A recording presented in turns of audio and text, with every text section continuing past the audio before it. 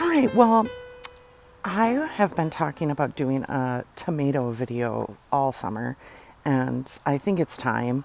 I am starting to get a few cherry tomatoes ripe, and I can certainly do like a follow-up video as the big tomatoes start coming in, but I think we'll just start on the patio here with the Berries Crazy Cherries that's on the patio.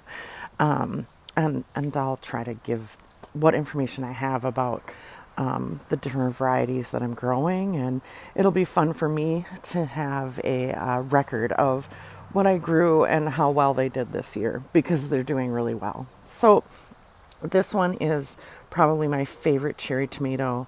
I don't get them to grow as crazy as other people I've seen, but they are still really exciting. They're called a Berries Crazy Cherries, and they grow these little groups of tomatoes on them, so you can kind of see this, that you'll get like little clusters of 20 to 25. I've seen people's Berries Crazy Cherries get clusters of 100, like these giant groups of tomatoes. But you can see that these tomatoes, I mean, they're prolific. There are so many of them on here.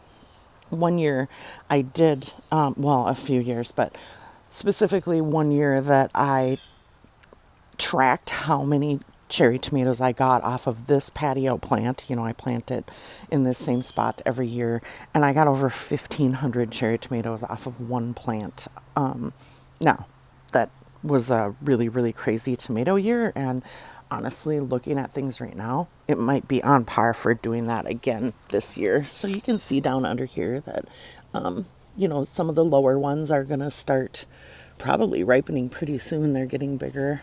It needs to be tied up. That is going to be a theme through here, that I didn't tie up the tomatoes before I did this. I probably should have, but I didn't. The second one that's on the patio over here is dying, and it's kind of interesting because I'm leaving it. I want to see what happens.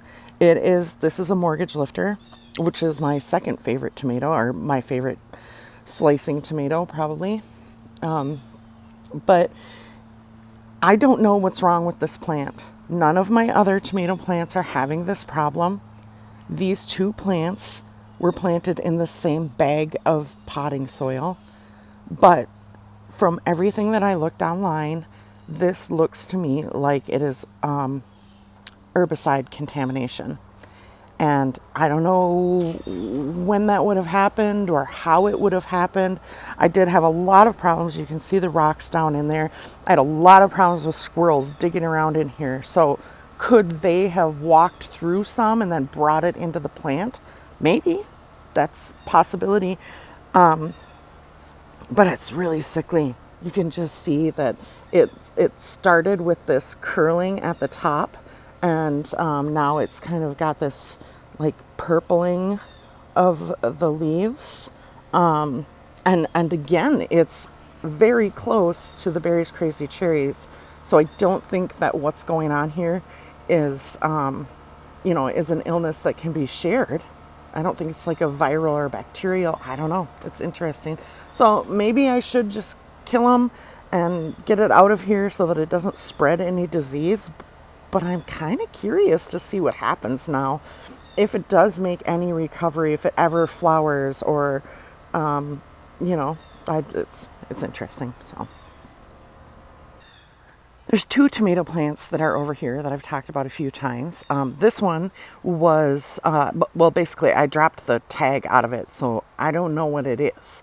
And I just ended up planting it over here because I wasn't sure what else to do with it. But you can see that it is finally setting some little baby fruits on it. So this one is a slicer, as I thought it was by the size of the flowers. But it is clearly a slicer at this point. So it feels like it's really far behind, that it's July 26th, and it's just starting to set fruit. So this is going to be a late bloomer. Probably not till the end of August will we really know what kind of a tomato plant this is. I assume it's either a mortgage lifter, or it looks to me like it might be a Dr. Weish's. And as a joke of all Roots and Refuge fans, we call it Dr. Witchies. So I'll put that on the screen. And then this one was a volunteer that came up when I was growing my sweet peas, and I just let it come up. I wasn't sure what it was, and lovely, it's turned out to be a Berries Crazy Cherries. And so I have another Berries Crazy Cherries. You're going to see, I believe, 4 of them that I'm growing right now. So that's, the potential for 10,000 cherry tomatoes off of those plants, but probably not quite that much. But I've already gotten a few off of this one that I've been able to eat. This one was the first to have ripe fruit on it again, which is just super interesting, that the tomatoes that I babied and that I put in their special place and all of that. And then there's this wild, crazy one that decided to be the first to give me cherry tomatoes this year. So we're going to come over here to the tomato wall, or what I call the tomato wall, and you can see all the tomatoes that are growing. Again, I haven't tied them up. There is one on that third garden over there that is totally flopped over, and we need to figure out a way. Bill and I are doing some research, and we're going to figure out a better way of trellising these in these new higher raised beds, because they're just going so far over the fence, and we're not going to be able to reach them and all of that. So next year will probably be a different trellising system. But for right now, we just have some cattle panel trellises that are sort of up against the fence there that keep sort of falling over. And I would love to say that I have all 16 tomatoes memorized, that I know which one is for sure which, but the chances are I'm going to have to look at the tags for some of them. This first one, though, I do know, and that one is a solar flare. This one has been crazy huge all summer. It has been like the biggest tomato plant and just so healthy. You can see the super thick stalks. This thing is falling over. I mean, some of those stalks down there are, getting to be an inch in diameter. And you can see it's finally putting on fruit. It took it a long time. So I was getting a lot of plant growth and not a lot of flowering. I believe it was the heat, and we're going to have a little bit more heat, and then it's going to cool down again. So hopefully a lot of these fruits will set, and we'll get some really. This one's a beautiful striped tomato though, so that'll be really beautiful once those start going. Coming next door to that is, you guessed it, another Berries Crazy Cherries, because I can't not do it. So this one has been weird. Also, it's interesting to see how they grow differently. This one has just kind of stayed a bush. Now it's finally starting to, grow up and get big, but as all the other tomatoes got tall, it really wanted to just bush out. And that's fine. It actually keeps it so that I can reach it better, but you can see the hundreds of blossoms in there. Oh, look it. There is a ripe tomato. So I'm going to reach in and grab that. Interesting that the reason that this is ripe is because somebody bit it. I think something bit that made it turn ripe. So I'm obviously not going to eat that. And that's why there's only one that's ripe in there so far. But so tomatoes will panic when their fruit gets damaged, and they'll kind of ripen quickly to try and get the seeds to get to being mature. There's the word. Down here, I have to look. Okay, so down here we have a different cherry tomato that's called a bumblebee, and you can see the bumblebee little plants in there. There they are. So this is what a bumblebee looks like before it's ripe, and it will turn a striped kind of red with green, a little bit of green on it. This one, there's different types of bumblebees, and I don't know which ones these are. They were just labeled as bumblebee variety, a variety pack of seeds. So there's like sunrise, sunset, there's a bunch of different bumblebees. So this one kind of turns a little bit greener and stays really firm. Lovely little cherry tomatoes you can see up here. This one is a really healthy plant too. I grow bumblebees every year. I think I have a second one over in the garden over there. This one is the healthy mortgage lifter. So when I say healthy, I don't mean that it's the best plant that I'm growing. As you can see, I don't know how much the video shows it. Like, it's kind of spindly in there. It's little, and it didn't grow very well. Now, that can be illnesses that come in on the seeds. So I will probably buy brand new mortgage lifter seeds for next year, just because I have 2 out of 3 of the tomato plants that are just not right. And that happens, and I don't know what kind of illness can get in the seeds or what can cause the seeds to do that, but yeah, it just seems like it's not going well for this one either. Honestly, I could probably take it out of there. I don't even see that it has any fruit set, and look at it, it's kind of doing that weird thing. I don't know, it's strange. There's no fruit on it. I might take it out of here. But next door to that is another. I've got to find the tag. There's the tag. Yeah, this one is another mortgage lifter. It didn't grow very quickly, but it's kind of a normal plant that's growing up, and it does have a few fruit set on it. So, it's not. This one's not a complete loss. At least we're going to get a bunch of fruit off of this one. Over here, I have a bunch of little micro tomato plants growing in here. Some of them seem more micro than others. And while I'm going to tell you what the varieties are, I can guarantee I didn't mix up labels. There was a whole lot going on while I was planting these and doing these seeds. These are all from Wild Boar Farms, Brad Gates. So his website is great, and you can order these seeds from there. This one is the Golden Hour. That's a beautiful little tomato that, oh, look at that. That's a fasciated blossom. But Golden Hour is tried and true. I love it. And I've grown that one for 1 or 2 years that it's been out. Some of these other ones are newer. This one is labeled as Canary Kiss. And so you can see this guy is starting to grow his little tomatoes. There's also a Raspberry Burst, which I believe is a new one for this year. Could be the Canary Kiss is too. But yeah, so they actually died. At one point, these tomato plants died on me, and I thought that I was just going to throw them away, and they really made a huge recovery. So you can see that they're just little guys. Now there's the micro dwarfs, and then I think this one's just more of like a normal dwarf. So it's really probably not going to get much taller than that. Not like these other indeterminate tomatoes that will, indeterminate tomato means that plant will get as big as you allow it, as the conditions allow it, as the season allows it, as, you don't trim it back, you don't do anything like that. It'll just continue to grow. These are determinate tomatoes. So they grow to a certain size, and then they set fruit, and their life cycle is over. So there's a difference between those two, and both are really fun to grow. Over here is another determinate tomato that I grow.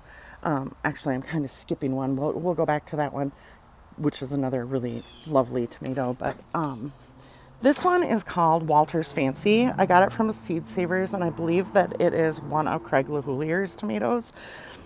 And I've grown it for a few years now. I don't believe I have any more seeds, so I'm going to have to either get more seeds or maybe call it on not growing it anymore. But it is a determinate tomato, so it's probably not going to get any taller than that. As you can see, the indeterminate tomato next to it is, feet taller than it is. But this one's going to get about this tall. And the coolest part of this one is that it has variegated foliage on it.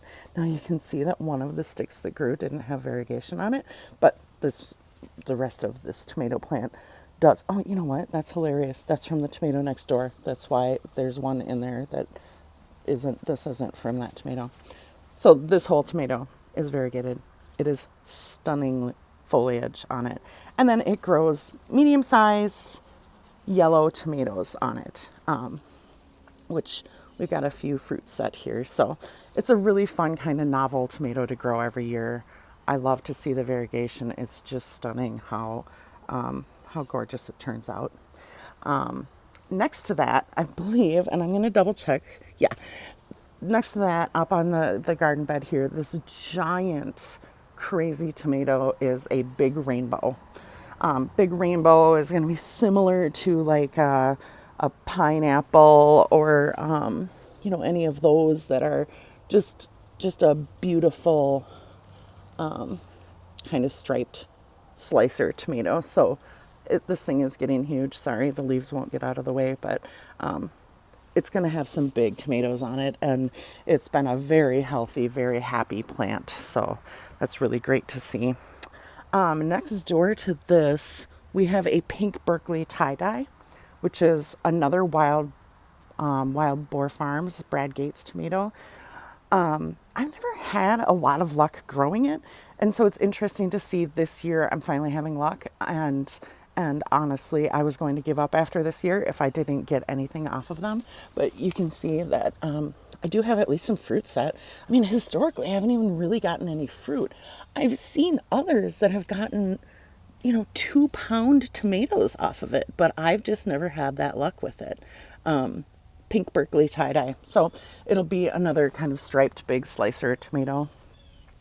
Over here is, well, I don't know if the video is even going to show it. The tomato plants here are on this trellis, and then they fell over in the storm the other day. And I don't really have anything up high enough to tie them to get them to go back up. So I'm not sure what I'm going to do. I'm going to try what we have going here, which is pretty hilarious, is a vehicle tie down that we have in this tomato plant, holding it up as high as it is, that goes all the way across over to the other side over there. But so I'm not sure what we're going to do. Again, we need a better trellising system. And so next year we're going to do better. But for this year, this is what we have. When you come down into the dark inside of the plant here, you can see these giant tomatoes. This thing isn't done growing yet, and it's the size of the palm of my hand. It's going to be huge. I'm really excited. That might be my biggest tomato that will come out of the garden this year. It's a giant yellow tomato. So that's really exciting. Again, Bill and I probably tomorrow morning will come through and figure out a way to tie this back. Although Bill's theory on it is to just let it flop, which is funny. I don't think I can do it.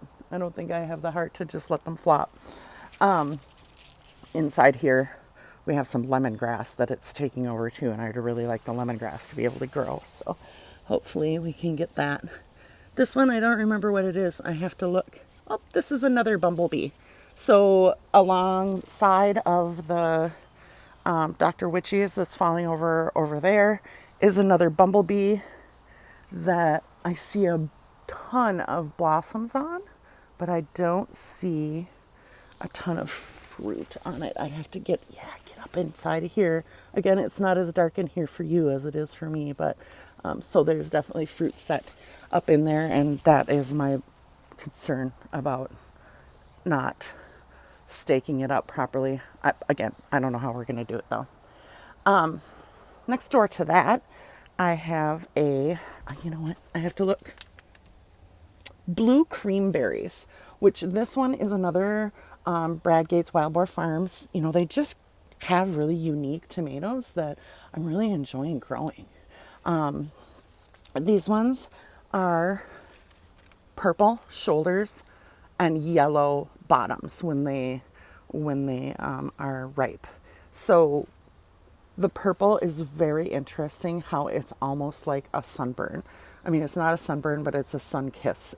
So wherever the sun has hit the tomatoes, it turns them purple with, I think it's called anthocyanins. Anyways, and then you can flip them over, and the underneath side where no sun has hit is no purple on them. So we've got some sticks that need to be tied up down here that are setting fruit. It's a beautiful tomato. Over here I have another Dr. Witchy's that's growing in that. Sorry, I have something attacking my face. Okay, I got it. I've got another Dr. Witchy's growing over here, and I'm going to talk a little bit about these buckets in a minute. But basically, what I was doing some experimentation with growing things in the buckets and growing things in the actual raised beds and seeing how they do in both. So that's why we've got, even the bumblebees. I've got a bumblebee in the bed over here, and I've got the bumblebee in the bucket over there. I've got a Dr. Witchy's in the bucket here, and I've got it growing in the bed over there, just to see if they did any better in one way or the other. And it looks like they're both really, really healthy. So it's an interesting experiment. These buckets they're called like grow buckets or something. And it's basically what is this? growtechgardener.com. And so it's like a little system that goes in the bottom of a 5-gallon bucket, and it makes a water reservoir. So like they water them. They're self-watering pots. They make a self-watering pot out of a bucket. I've had them for years. They come in a pack of 3. They're kind of expensive. They were like $50 for 3 of them. And I have 6 of them, so I've bought them twice, but I've had the first set for probably 3 or 4 years, and they are reusable and all of that. So it's really interesting, the giant tomatoes that you can grow out of a couple of gallon bucket versus in the ground. Over here I have a Napa Chardonnay. Again, this is flopping over and really needs to be tied up. Oh, it's just crunching while I'm picking it up, which makes me nervous. You can see in here we've got fruit ripening. So it's a yellow, it's big, pillowy cherry tomatoes. They're really good. I had them for lunch the other day. Had them with my lunch the other day. And so this tomato is kind of funny. I have tried to grow it it's kind of a companion to or along the same lines of a Berry's Crazy Cherry. So I've always been curious to grow it. And I have had a heck of a time getting it to I've never gotten them to grow to adulthood and make tomatoes for me. So this is the first year. This plant was really sick at one point and it almost died on me. And I almost gave up, and I might give up on it. Honestly, it's a big, beautiful plant, and it does seem to be setting fruit and all of that, but I like the Berry's Crazy Cherries, and it's tried and true, and I don't struggle with it, so I might stick with that. But I'm really glad that I got to finally fight my way through to get one of these to grow for me. And then back in the corner back there, I can't even get back there because there's too much growing. Oh, maybe I can. Is another pink Berkeley tie-dye. So this one is the one that's growing in the garden bed. You can see some huge tomatoes growing in here. And then I have another one growing in the bucket over there. So both of them are very, very happy. And I am very happy that I'm finally having success with that. I feel like I'm not sure what I was doing wrong before, but it's great when you can finally see all of your hard work pay off and get to see the fruit that's going to come of your labor, like literally in that case. And then over here, this isn't going to surprise anybody at this point, I have another Berry's Crazy Cherries that always grows under here. This one's sick, and I should have done something about it a lot sooner, and I didn't. And this is what happens when you are a lazy gardener and you don't come in and take care of your stuff, is the stuff tries to die on you. And so you can see that I've got some, I don't even know what this is. It's some kind of blight or something. Honestly, if you just take it off, it'll stop spreading, but it starts spreading to all the leaves. This is why you always want to keep the bottom leaves of your tomatoes off the dirt. The dirt will spread this stuff. But if you just keep the leaves off the dirt, then you're less likely to get this kind of stuff happening on your tomato plants. It's normal. They'll die back by the end of the summer. The plants will get sick. It is what it is. Like, they're not meant for this. You can see there's a little bit of it happening here. It's just not quite as as bad. So you take this stuff out and you make sure that it doesn't go in the compost so that it doesn't, spread more. But there's really only so much you can do about it. Now, I will say that seasoned tomato gardeners would probably tell me that I am ridiculous and that I should have pruned my plants. And at this point, I think they might be right. I don't prune my plants. It's a controversial subject among tomato growers. I don't prune them because I've never really needed to, but considering how heavy and how much they're flopping over and the issues that we're having with the trellis for them, I probably should have, and I didn't. So next year I might need to try that and see if I have better luck with them. So we'll see. Since I'm not growing a ton of peppers, I am going to just do the peppers along with the tomatoes. And I know this video is getting kind of long, but it's good documentation for me. So I have a couple of different places in the garden that I've grown the peppers this year, and I just saw a pepper that is exciting we'll talk about in a minute. So these first three in the front here were gifts from a friend, and she gave me, I'm going to have to look at them.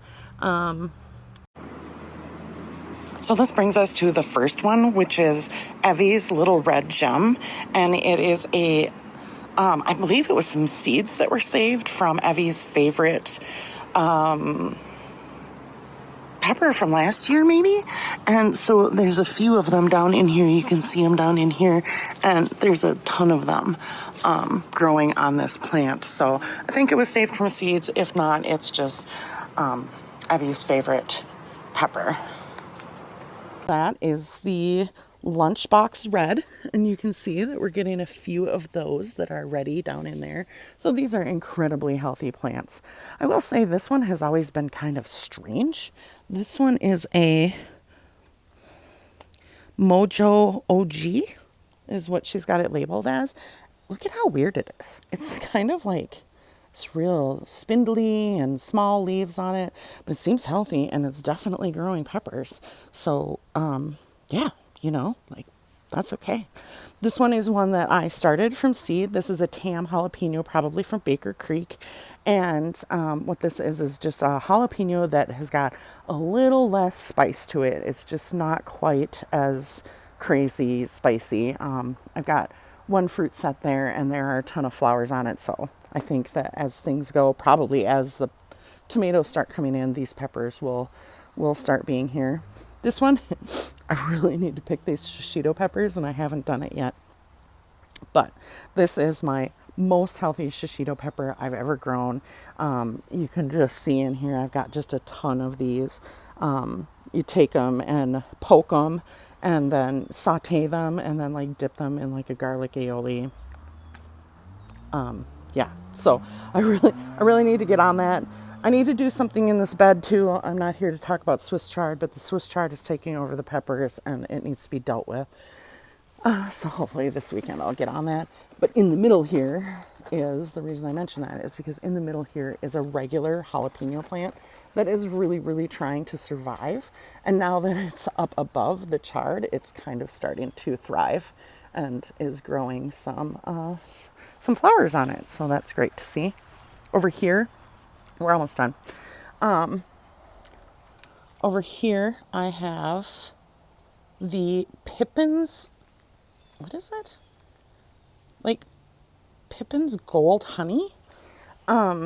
This is a new one for me, and I was kind of struggling trying to get it to go, but I just noticed it while I was looking at the other ones. Look at that. I got peppers that are going to start on it. So these were beautiful peppers. I'm really excited to see what they look like. And yeah, it's just a really tall, thin plant, which I was hoping it would get a little more fall. Maybe I should have pinched it, but that's okay. We'll let it be. And then over here, the giant balsam took over. I thought that was supposed to be a dwarf variety, so I put it there. Clearly not a dwarf variety. What's going on behind it is that there are 3 sweet banana peppers that are grown along here. Banana peppers are lovely. They're one of my favorites. I love to pickle them. They're just a great snacking pepper, and so you can see that they're really really healthy. They're very tall, and they're finally really starting to set fruit. This was the first fruit that set on it, and now it's these are just catching up so fast. So great to see. The one that's kind of really dwarfed by that flower isn't setting fruit yet, and I don't blame it. It's being crowded out of there. So we're going to do an honorable mention of my eggplants. That's in the same family as the tomatoes and peppers. They're all nightshades. This eggplant was a stick with one leaf on it. It thought it was dead, and it's made it come back. And it's not setting flowers yet, but I still have hope I might get an eggplant off of it. Ooh, I fibbed. There is one more over here. I have tried to grow this pepper, I think 3 years in a row now, and I haven't had any luck with it, and I wasn't sure if I was going to try it anymore. I was going to give it one more shot in these garden beds and see if I could get it, and it looks like I did. So apparently it's a peewee plant. I didn't know that. I didn't know that it was like so compact, but look at all these peppers down in here. Like this thing is compact and growing crazy amounts of peppers. It's called Sweet Heat. And so, yeah, I'm looking forward to giving those a try and seeing how much I like them. But I'm really glad that I put this giant stake here because I thought, okay, it's going to be a tall pepper plant.